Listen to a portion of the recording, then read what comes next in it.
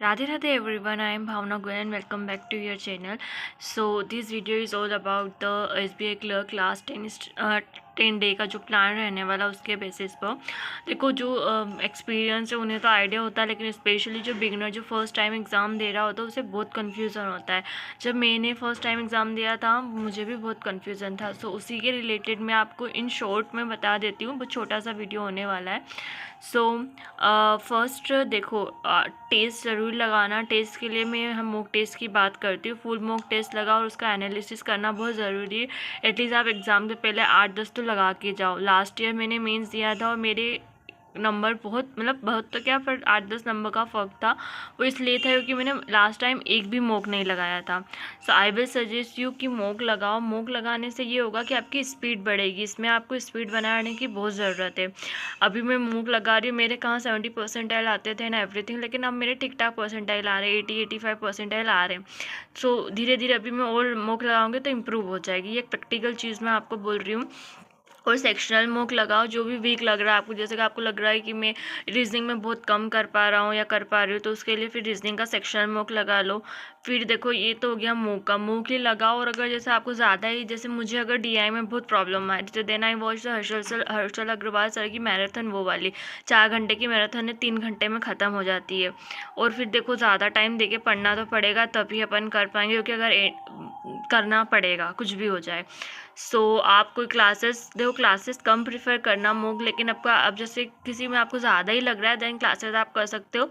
Harshal Agarwal sir की class कर सकते हो रीजनिंग के लिए, क्योंकि वो बहुत टाइम कंज्यूमिंग नहीं होती। पोस्ट करके करो, अपना करने के बाद फिर सर क्या फॉलो कर रहे हो उसमें कि कैसे उनकी अप्रोच है वो देख लो। सो ये हो गया मैथ्स का। और रीजनिंग के लिए आप संजय सर को देख सकते हो। अगर कोई आपको लग रहा है तो एक बार संजय सर का देख लेना, ठीक है। एंड अब बात करते हैं करंट अफेयर्स की। तो देखो करंट अफेयर्स एटलीस्ट 4 महीने का तो करना ही पड़ेगा। तो जुलाई, अगस्त, सितंबर, अक्टूबर में भी यही कर रही हूँ। एंड नवंबर का 1 से 7 तक वो भी करना पड़ेगा, क्योंकि वो भी आता है। बाकी लेट्स होप क्या होता है। एंड रिवीजन करना, बहुत बार करना बहुत ज़रूरी है। रिवीजन से ही आपको रिटेन रहेगा। और अगर आपको लग रहा है कुछ याद नहीं रहता, लेकिन डोंट वरी, आप एग्ज़ाम में जाओगे या क्विजेस अटेम्प्ट करोगे तो आपको ज़्यादा नहीं तो 10-15 क्वेश्चन तो बन ही जाते हैं। और यही है, नेगेटिव मत लेना। नेगेटिव लोगे तो आपके लिए बहुत नुकसानदायक है। जो मतलब जो आता हो वही करना।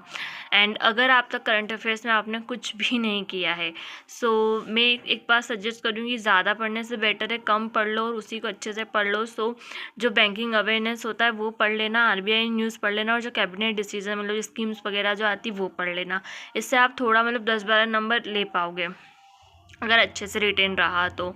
सो ये देखो मेरा प्लान है। हर किसी का अलग अलग हो सकता है, लेकिन मैं अभी जो पढ़ रही हूँ वह ऐसे ही पढ़ रही हूँ। टाइम इशू के कारण सब कुछ मैं नहीं कर पाती हूँ, कि मैं भी यूट्यूब वगैरह में इतनी एक्सपर्ट नहीं हूँ। एंड यही है। और पढ़ते रहो। और टेक्स्ट बुक पे एक लाइव बुक चल रहा है, आप चाहें तो उसे अटेम्प्ट कर लेना। मैंने भी कल किया था, लेकिन वो शायद मोबाइल, उसमें 85% आया है मेरा। मोबाइल में तो शो होता है लेकिन उसमें शो नहीं होता है ये, और लैपटॉप पे उसी दिन शायद इसका रिज़ल्ट कल आएगा। तो एक बार अटेम्प्ट कर लेना live mock test.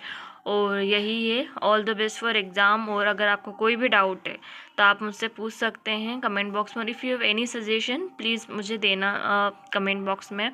And that's it for today. और beginners all the best for mains. ज़्यादा घबराना नहीं है। Thank you so much.